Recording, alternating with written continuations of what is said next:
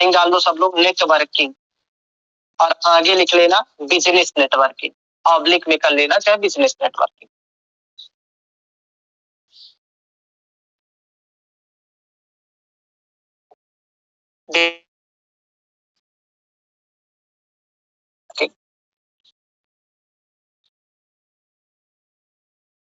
ठीक, लिख लिया। देखो, नेटवर्किंग शब्द आप लोगों ने कई बार सुना होगा, कोई न्यू वर्ड आपके लिए नेटवर्किंग शब्द जैसा शब्द नहीं है। देखो, कभी भी आपने सुना होगा, कोई भी ये जो चिट फंड चलाते हैं ये सब हमेशा बोलते हैं नेटवर्किंग, नेटवर्किंग का जमाना है। तो नेटवर्किंग क्या है? एक व्यक्ति से दूसरे व्यक्ति के साथ कनेक्ट होना ही नेटवर्किंग है। किसी भी माध्यम, लाइन हो चाहे ऑफलाइन हो, चाहे आप अपने लिंक के माध्यम से, वो उसको जानता है वो उसको जानता है, तो क्या करते हैं, एक प्रकार से रिलेशन जो स्थापित करते हैं, वही कहलाता है नेटवर्किंग। मतलब एक प्रकार का जाल बिछा देते हैं जिसमें एक व्यक्ति दूसरे व्यक्ति से, दूसरा व्यक्ति तीसरे व्यक्ति से, और तीसरा व्यक्ति चौथे व्यक्ति से कनेक्ट हो जाता है। तो ये क्या कहलाता है, ये नेटवर्किंग कहलाता है। तो इसके डिफिनेशन के फॉर्म में, उद्यमिता के अंतर्गत नेटवर्किंग ऐसी प्रक्रिया है जिसके अंतर्गत उद्योगपति, उद्यमी और उपभोक्ता, कौन कौन, उद्योगपति, उद्यमी और उपभोक्ता क्या स्थापित करते हैं, संपर्क स्थापित करते हैं तथा संबंध स्थापित करते हैं। ठीक है ना केवल संपर्क, संपर्क का मतलब एक दूसरे से जानते हैं कि वो, जैसे टाटा का बिजनेस यहाँ खुल रहा है, इसका यहाँ खुला, तो एक दूसरे से संपर्क, इसके अलावा संबंध स्थापित कर देते हैं। सब एक प्रकार से रिलेशन भी स्थापित कर लेते हैं कि भैया हमारा सामान ये बेचेगा, इसका सामान ये बेचेगा, ये कहलाती है नेटवर्किंग। ठीक है ना। और इसका फायदा क्या होता है, हर चीज की जानकारी मिलने लगती है कि व्यवसाय कैसा है, बाजार कौन सा है, उत्पाद क्या है, इन सब चीजों की नेटवर्किंग के माध्यम से जानकारी मिल जाती है। ठीक है ना। तो ये कहलाता है क्या, नेटवर्किंग। ठीक, लिख सकते हो, लिख सकते हो व्यवसायिक नेटवर्किंग उन पेशेवरों के साथ, व्यवसायिक नेटवर्किंग उन पेशेवरों के साथ संपर्क संपर्क संपर्क तथा संपर्क तथा संबंध स्थापित करना तथा संबंध बनाए रखना तथा संबंध बनाए रखना है जो समान हितों,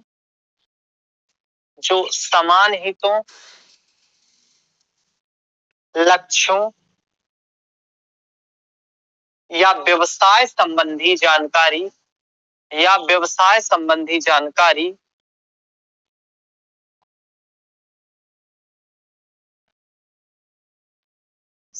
करते हैं।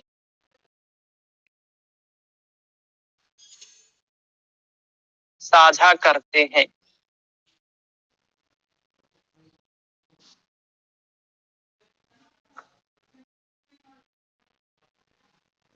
ठीक, ठीक है ना।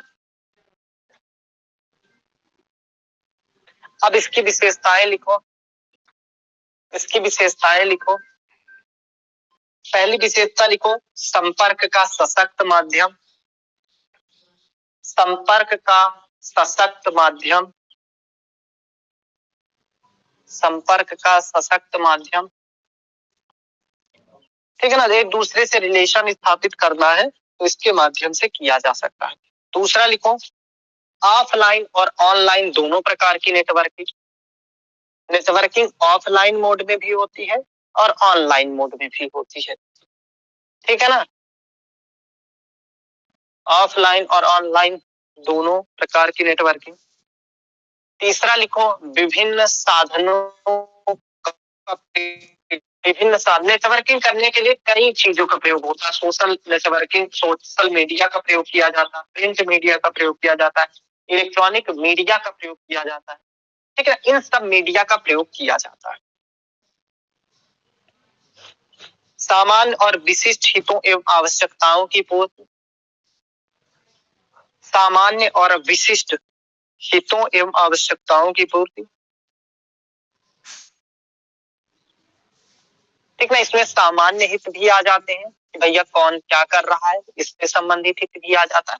और एक प्रकार से कंपनी के आपस में जो रिलेशंस है, जो विशेष तौर पर किसी पर्टिकुलर चीज के लिए है, उनकी भी पूर्ति हो जाती है नेटवर्किंग के माध्यम से।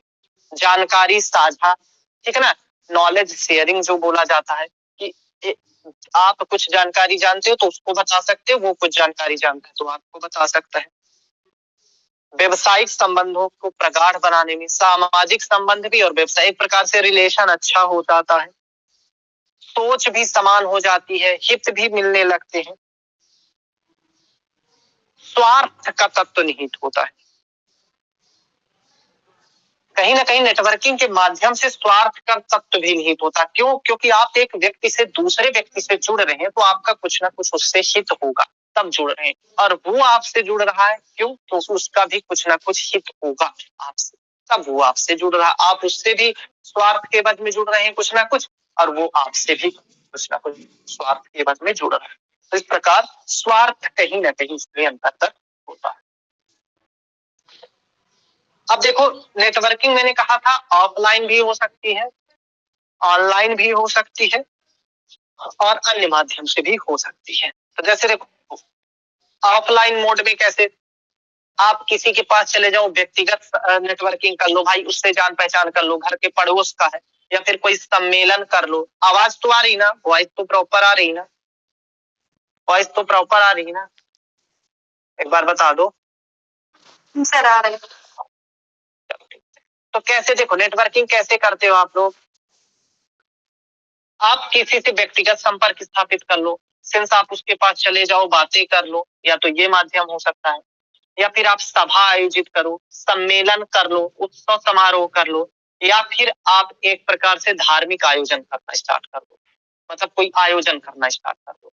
और इन सब प्रक्रियाओं के माध्यम से यदि आप सम्मेलन कर रहे हो तो ऑफलाइन नेटवर्किंग हो जाती है। ऑनलाइन नेटवर्किंग कैसे हो जाती है, ऑनलाइन नेटवर्किंग कैसे हो जाती है, इलेक्ट्रॉनिक मीडिया हो सकती है, सोशल मीडिया हो सकती है। इलेक्ट्रॉनिक मीडिया का सेंस है कि ईमेल आ गया, वीडियो कॉन्फ्रेंसिंग आ गई, टीवी आ गए, रेडियो आ गए, ये सब क्या है, ये सब इलेक्ट्रॉनिक मीडिया के उदाहरण किसके होते हैं, इलेक्ट्रॉनिक मीडिया के उदाहरण होते हैं। दूसरी चीज, जब हम बात करते हैं सोशल मीडिया की, तो सोशल मीडिया भी आप देख सकते हो, व्हाट्सएप आ जाता है, फेसबुक आ जाता है, यूट्यूब आ जाता है, इंस्टाग्राम आ जाता है, ट्विटर आ जाता है। तो ये सब क्या है, ये सोशल मीडिया के उदाहरण हो जाते हैं। फिर तीसरा होता है प्रिंट मीडिया। देखो, इलेक्ट्रॉनिक मीडिया हुआ, सोशल मीडिया हुआ, प्रिंट मीडिया हुआ। इलेक्ट्रॉनिक मीडिया टीवी, रेडियो, ये सब आ जाते हैं। प्रिंट मीडिया, सोशल मीडिया में फेसबुक, व्हाट्सएप, ट्विटर आ जाता है। प्रिंट मीडिया में जो आपके छप के आता है, जैसे अखबार वगैरह, समाचार पत्र, पत्रिका, पुस्तक, कार्टून, होर्डिंग, बैनर, ये सब के माध्यम से जो आप नेटवर्किंग करते हो। नेटवर्किंग का मतलब है कि दूसरे लोगों के साथ जोड़ना, ये जो करते हो, जैसे प्रचार नहीं कहते कोचिंग वाले, वो नेटवर्किंग है। तो जब ये करते हो तो ये प्रिंट मीडिया का एक टाइप होता है। तो दोनों प्रकार से होता है, ऑफलाइन भी होता है, ऑनलाइन भी होता है, ये भी ध्यान में रखना। तो ये किसके आधार पर है, साधन के आधार पर हम लोगों ने बात किया कि कैसे हम लोगों को प्रचार करते हैं।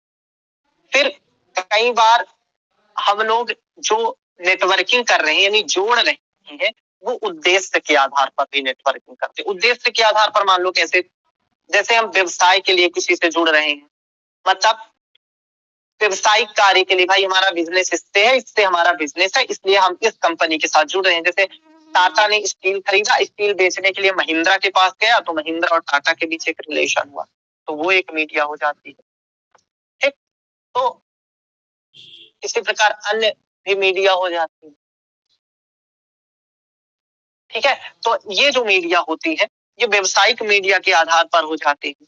फिर सोशल मीडिया या सामाजिक कार्यों के लिए कोई नेटवर्किंग की जाती है, जुड़ाव के लिए भैया, या अपने काम को जानूं, वो सोशल मीडिया नेटवर्किंग होती है। अब देखो, बिजनेस के आधार पर जो नेटवर्किंग की जाती है वो B2C हो सकती है, सॉरी B2B हो सकती है, यानी बिजनेस टू बिजनेस हो सकती है भाई। जैसे अलीबाबा है, अलीबाबा B2B कंपनी हो सकती है, ठीक है ना। और भी कई चीजें हो सकती है जो B2B है, यानी एक कंपनी दूसरे कंपनी को बेचती है अपना सामान, तो वो B2B है।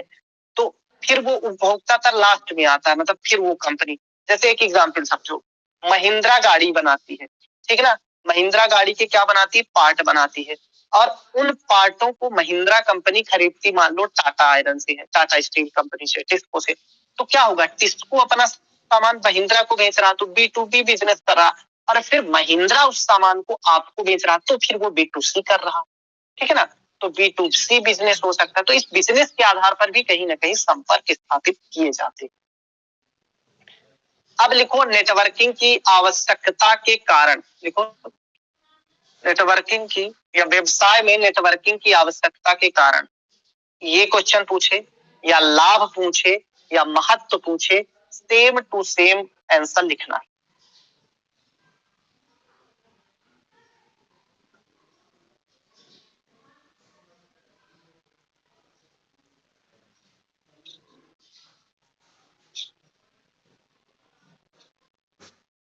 पहला लिखो, पहला लिखो अवसरों तक पहुंच सुनिश्चित, अवसरों तक पहुंच सुनिश्चित। भाई नेटवर्किंग के माध्यम से क्या होता है, जो व्यक्ति है या संस्था है वो उस जगह पहुंच जाता है। जैसे कि जब मैंने नेटवर्किंग करूंगा, अपनी चीजों को, मान लो मैं कोचिंग पढ़ा रहा हूं तो कोचिंग का प्रचार करूंगा, तो जो लोग हैं जो कहीं और भटक रहे हैं, उस नेटवर्किंग के माध्यम से उस संस्था तक यानी मुझ तक पहुंच जाएंगे, तो सही समय पर उनको अवसर भी मिल जाएगा और वहां तक वो पहुंच भी जाएंगे। दूसरा संबंधों का विकास, दूसरा लिखो संबंधों का विकास। भाई जब वो जुड़ जाएंगे मुझसे, मुझसे पढ़ने लगेंगे उस नेटवर्किंग के माध्यम से, तो कहीं ना कहीं उनके साथ हमारा लगाव हो जाएगा और हम हमेशा चाहेंगे कि उनका अच्छा हो, तो एक संबंध भी हो जाते हैं। तीसरा महत्वपूर्ण और उपयोगी ज्ञान तथा जानकारी की प्राप्ति। थर्ड लिखो महत्वपूर्ण तथा उपयोगी ज्ञान तथा जानकारी की प्राप्ति। तो वो मुझसे जुड़े, वो पहली चीज तो वो मुझ तक पहुंचे, मतलब मेरे मान लो जैसे मैं पढ़ा रहा हूँ स्टडी विद एमपीपीएससी चैनल में, ठीक है, तो वो मुझ तक पहले तो पता पाएंगे नेटवर्किंग के माध्यम से, फिर उसके माध्यम से मुझसे जुड़ेंगे, तो हमारे साथ एक संबंध अच्छा बनेगा। फिर जब संबंध बन जाएगा तो वो हमारे साथ जब पढ़ना शुरू करेंगे तो उनको अंदर ज्ञान भी प्राप्ति होगी, ठीक है ना। फिर आपसी समझ के विकास में सहायक, चौथा लिखो आपसी समझ के विकास में सहायक। जब संबंध अच्छे हो जाते हैं ना, तो लोग आपसी समझ भी रखते हैं, यानी चीजों को वो समझने लगते हैं, एक दूसरे की भावनाओं को समझने लगते हैं, तो आपसी समझ के विकास में भी सहायक होगा। नेक्स्ट लिखो विचारों के आदान प्रदान में सहायक। फिर क्या हो जाता है, जब भाई आपके कुछ विचार होंगे, मेरे कुछ विचार होंगे, तो आप कुछ बोलोगे, हम कुछ बोलेंगे, तो क्या होगा, विचारों का आदान प्रदान भी हो जाता है। तो इसलिए नेटवर्किंग का ये लाभ होता है, यही नेटवर्किंग का महत्व होता है, और यही नेटवर्किंग की क्या होती है, आवश्यकता होती है, ठीक है ना। अब लिखो प्रभावी नेटवर्किंग के लिए रणनीतियां। लिखो प्रभावी नेटवर्किंग के लिए रणनीतियां। प्रभावी नेटवर्किंग के लिए रणनीतियां।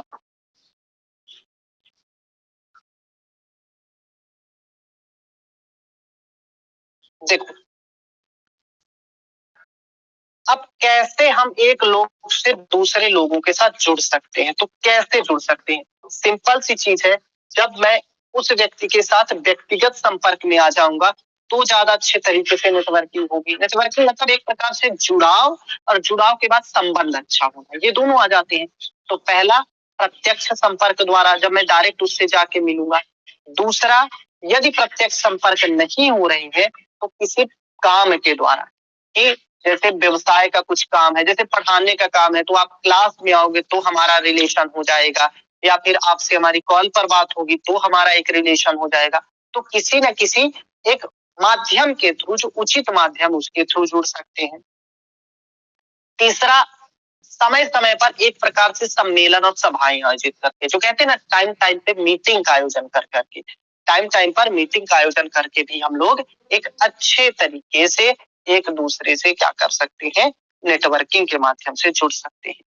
सोशल मीडिया का यूज करके आजकल व्हाट्सएप है, आजकल फेसबुक है, ट्विटर है, इंस्टा है, ना जाने कितने सोशल नेटवर्किंग साइट्स हैं जिनके माध्यम से लोग एक दूसरे से जुड़ रहे हैं। तो यदि उसका अच्छा प्रयोग किया गया तो उसके माध्यम से भी नेटवर्किंग हो सकती है। जैसे कहीं खबर आई कि टेलीग्राम बंद होने वाला है, ठीक है ना, उस पे कोई हेड थे, उनको पकड़ लिया गया, तो लोगों ने क्या किया, अपना व्हाट्सएप चैनल बना दिया तुरंत। तो व्हाट्सएप चैनल किस लिए बनाया, अपनी नेटवर्किंग करने के लिए ही बनाया कि इसके माध्यम से मैं ज्यादा से ज्यादा लोगों तक कनेक्ट हो पाऊंगा। तो उन्होंने व्हाट्सएप चैनल बना लिया, आज भी बनाए हैं। तो एक प्रकार से वो भी नेटवर्किंग का सही माध्यम हो जाता है। फिर संबंधों को बनाए रखने के लिए समय देकर, मतलब टाइम देना चाहिए भाई। एक रिलेशनशिप जब स्थापित होता है तो उसके लिए टाइम देना पड़ता है। तो एक संबंध बनाने के लिए क्या होना चाहिए, टाइम देना पड़ता है, अदरवाइज वो संबंध बहुत दिन तक नहीं चल पाता।